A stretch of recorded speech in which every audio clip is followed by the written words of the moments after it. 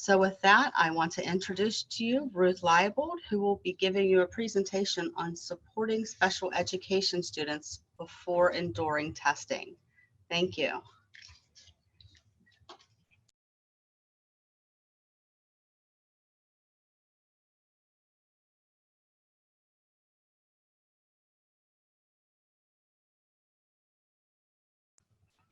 Hi, thanks for hanging in there with us. Thank you for joining our NOCTI session today. Participants, there will be individuals participating with varying levels of experience, so please be patient as I'm attempting to cover this topic as completely as I can. I feel that NOCTI testing needs more discussion at IEP meetings, so hopefully the information presented this afternoon will assist you in managing these discussions.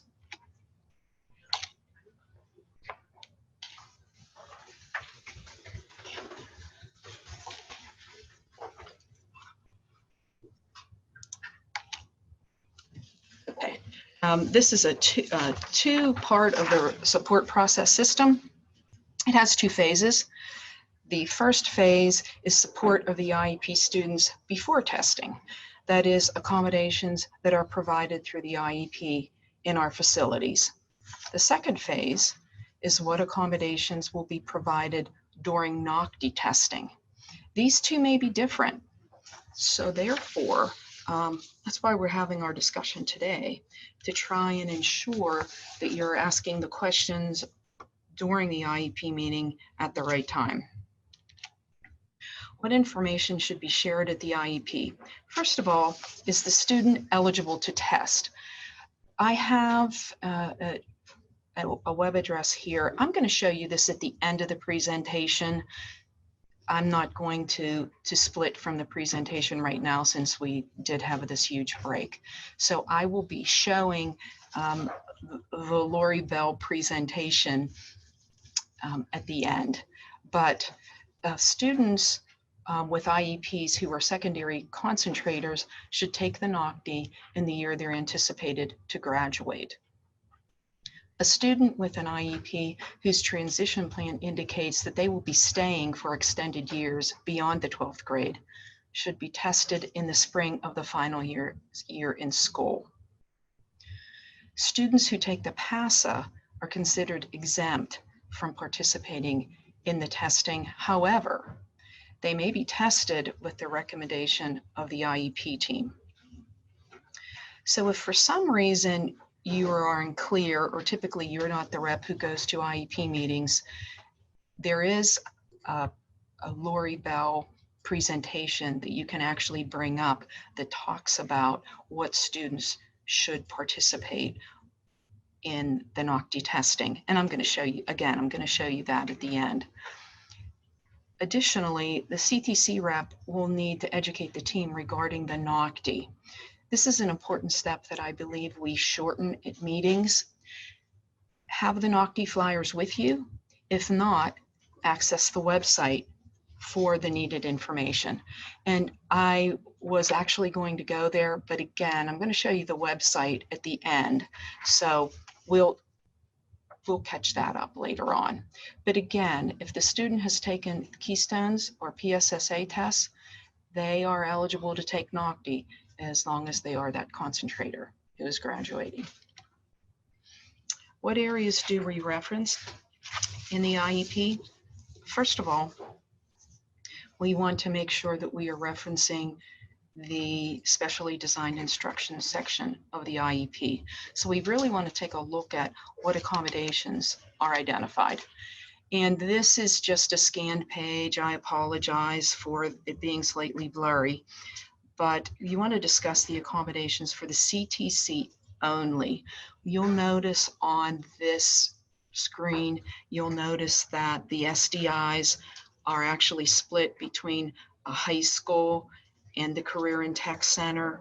We want to make sure that we're looking at the CTC accommodations, and we want to make sure that they are separate. So if that is typically not done on your IEPs, please try and make sure that you're getting that changed as you move forward. They really should identify whether they're occurring at the high school or the CTC. And this will be important later on when we discuss the accommodations for NOCTI. The second part of that was the accommodation used at the CTC? This information should typically be part of the information provided by the CTC at the annual IEP meeting. This must be discussed prior to NOCTI testing as well. So if you're not already doing so, be sure that you're providing the feedback to the team of how the accommodations are used at the CTC. So that idea of usage is very important. So now we're going to move ahead to documenting for the NOCTI. And again, we're referencing several sections, and I'm going to be moving back and forth between a couple screens. So I'll try not to do that too quickly. But it's very important that we want to look and discuss before the senior year the accommodations for the NOCTI. So at that IEP meeting before the senior year, we want to make sure that you are bringing this up at that meeting, the accommodations up at that meeting, because things change. You don't want to be accessing a 9th or 10th grade IEP when you're talking about accommodations that are going to occur in the senior year. So please make sure you are referencing the latest IEP that you have available. So first of all, you want to make sure that NOCTI is identified in the testing section. And again, everybody's IEPs might look slightly different, but this is the state and local assessment section of the IEP. You'll notice in this one, we were able to put a block in there that put NOCTI in there. Now, this is, at this point in time, this is just some suggestions, because since typically you may not have control of IEP writer, or you may not be the school that controls the documentation phase. You're just inputting or sending information over. So there may be a lot of difference between how schools deal with this section. The best way to do it is to somehow have NOCTI be put in or written in to this section, because it is a standardized assessment. And on the same page, you also then have the accommodations that the student used during the Keystone exam.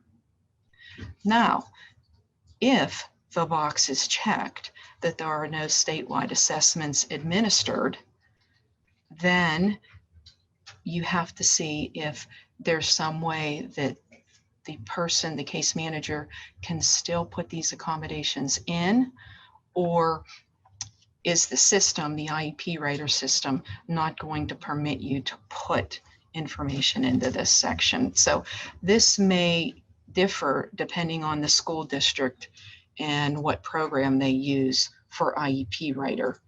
But the discussion of the upcoming NOCTI is important. And I think the more that you can inform the district and they realize that you're going to need access to this system in the senior year, they might be able to make some changes and make this page available to put information in, even if there's not a Keystone assessment occurring that year.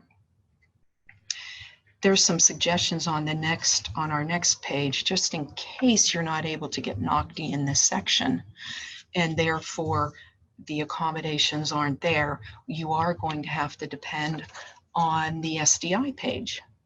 So we're looking at the specially designed instruction page again, and you'll notice that at the bottom,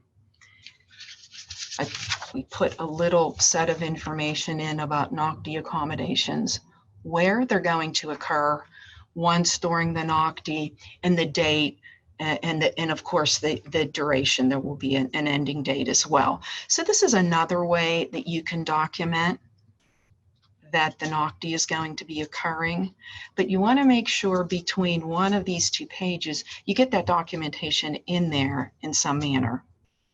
So we're going to also be looking at the accommodations and how they're being used.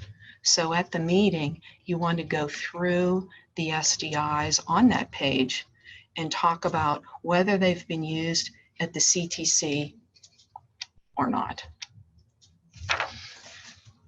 So was the accommodation used at the CTC? And this question is very important and needs to be discussed, because an accommodation can only be provided for NOCTI if it is indicated in the student's IEP under specially designed instruction and has been used throughout the student's regular instruction or curriculum. Accommodations cannot be included in an IEP only for NOCTI testing. With that information, you now go and discuss with the IEP team what accommodations were used and how often were they used. So that's why this information is important. The feedback from the CTC is important to be able to discuss the amount of use of that accommodation during the year. We're going to take a look at the accommodations flyer, and I'll show you where to access this on the website at the end of the presentation. But these are the testing accommodations that are available for special education students. I suggest that the CTC rep takes this information to the IEP meeting so this can actually be discussed during the meeting. So these accommodations, what do they mean? What is actually available? Your text-to-speech is typically for the student who may have dyslexia or who has difficulty reading questions fully on their own. They may not need a human reader next to them 100% of the time, but they still need some type of support. For instance, if you have an auto mechanics program and they're using the CDX curriculum, there's that accommodation on that curriculum where they can actually have the text read to them. This would be perfect for that student who has been used to that type of accommodation during their curriculum. So the text-to-speech is going to read the question and the answers to the student, and the student is going to have a set of headphones. In addition, there's larger font available as well if you do the text-to-speech. A reader is a human reader. So this means that the online test can be read by an individual, and also during the performance part, they might need to read a direction for the individual. But this reader has been used during the student's time at the CTC prior to the NOCTI. So has the student been going to a room and having their tests read? That's what the CTC needs to, that information the CTC needs to bring to that IEP meeting. Visual assistance, this is for online participants for the online test. And there can be a graphic, the graphics can be enlarged, and large print versions of the paper pencil assessment is also available. The assessment booklets, sometimes students prefer a paper and pencil as opposed to doing something on the computer, and the NOCTI exam can be ordered in that fashion. Time extensions, it's very, very common for extra time to be an accommodation for our students for assessments. If the students do have a time extension, that can be used for both the written and the practical portion of the NOCTI. However, you want an actual amount of time to be listed for the accommodation. Often you see 100% extra time or 200% extra time. It really is best if you would put an amount of time in there for the NOCTI time extension. And then multiple sessions. This is for that student who typically has their material chunked in small portions, or when they take an assessment, you cut that assessment into 2 portions so that you're taking a smaller part of an assessment each time. Or this can be used for students who are used to small group sessions. So instead of the NOCTI assessment being split up into 2 sessions, it is split up over 3 sessions. So they would be testing over 3 days as opposed to 2. So hopefully that gives you some more information about the different assessments themselves. What information needs to be shared? Once again, student concentrator.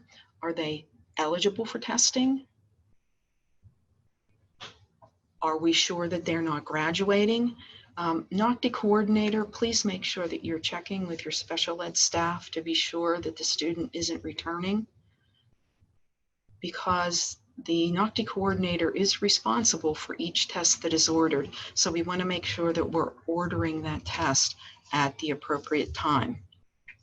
Next, the tests need to be ordered with the accommodations by the test coordinator.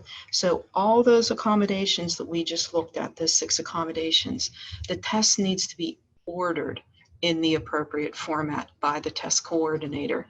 So please, IEP rep, please make sure that you are giving that information to the test coordinator so that the appropriate accommodations can be ordered for that NOCTI exam.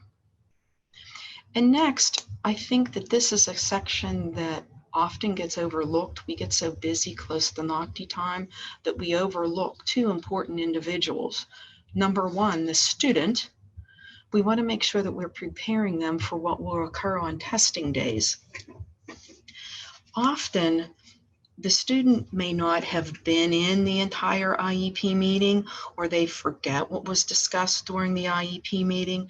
So prepare that student beforehand and have a conversation with them that says, hey, remember that we decided to order a text speech for you for the NOCTI written portion, and you're going to be coming to my room over 3 days instead of 2.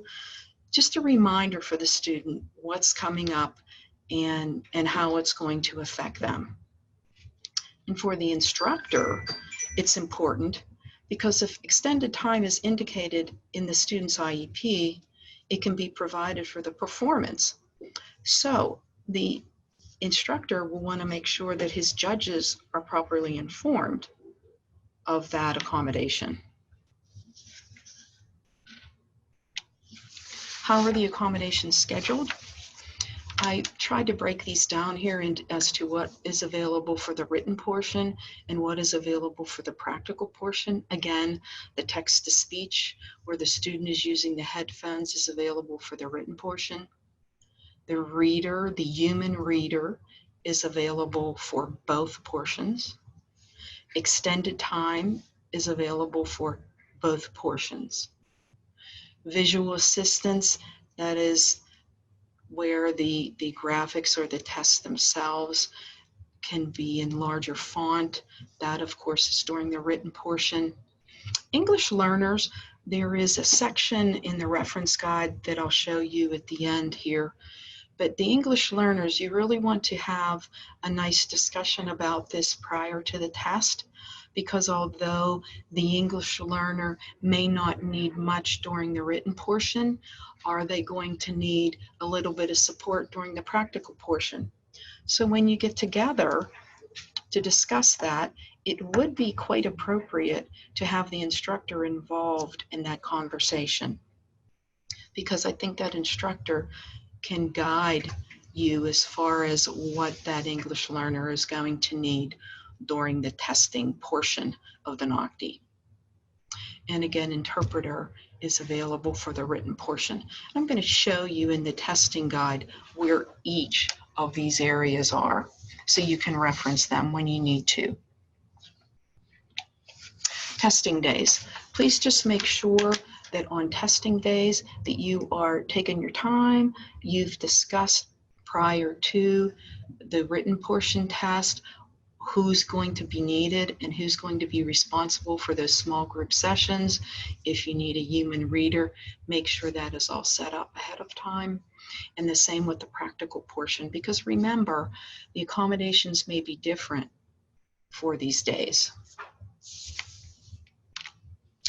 I think it's important that you see where all these documents come from, that this isn't something that, you know, we're just generally making up as we go along here. So I want to go to the Career and Tech website and show you exactly where you can also access this information.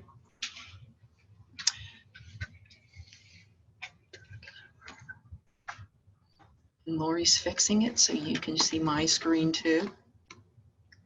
Okay. So under programs on the Career and Tech Ed website, you'll see student occupational competency testing. So if you click on there, this actually gives you great information if you're in a meeting and you want to bring up NOCTI and some of the requirements, and you don't have documentation with you or a little flyer with you, you can certainly go to the website here and bring this up. But for those of you that are working with students and you really want to reference a guide and make sure that you're getting all of these rules in order under the PDE requirements and information, you want to go to this first guide. And we're going to bring up this guide. And there's a couple pages that I want to make sure that we are touching base on. And don't mind me as I scroll through. But this second page, I believe, is very important. Who should be tested? That's actually where I got the information on the prior slides. And it explains who will be tested: a student with an IEP. Secondary concentrators are tested once, and this should occur during the school year they're anticipated to graduate. It talks about if a student transfers schools. And very important, it also talks about who should not be tested, so that if there is a question as far as whether the student should or should not be tested, this is really an easy document to go to and actually get that question answered.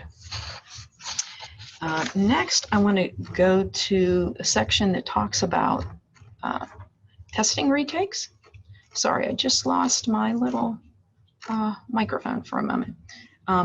Testing retakes, and there is actually a section that is going to be changing, that there will be requests for testing retakes can be submitted to PDE when test administration errors have been made. Now you notice on the screen it doesn't show that, but this is going to be updated very soon, and that's why I wanted to mention it today. But say, for instance, that you didn't provide the accommodations that were supposed to be provided during the NOCTI testing. That can actually be changed to the student retaking that NOCTI when that error has been made, and you will actually petition to the state, and that will occur at the cost of the school, of course, but those retakes are now possible if those accommodation errors have been made. And this will be updated in this guide probably in January or February, in plenty of time for this next NOCTI testing section.